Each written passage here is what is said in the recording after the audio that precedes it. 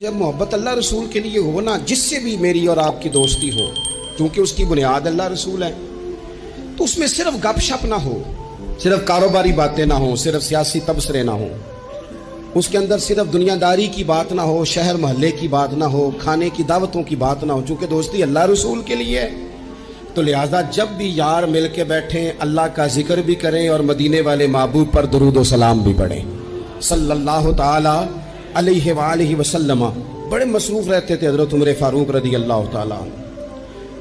حکومت کی مصروفیات تھیں، لوگوں سے ملاقات تھی، جہاد کے بڑے مصروف رہتے تھے، لیکن پھر بھی جب اپنے دوستوں سے ملاقات ہوتی نا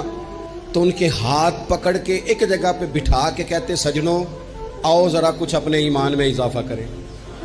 لوگ کہتے حضور کیا کرنا ہے؟ فرمایا آؤ نہ بیٹھو، کچھ اللہ کا ذکر کریں، کچھ مدینے والے محبوب کی بات کریں، آ نہ میرے دل آمنہ کی لال کی باتیں کریں۔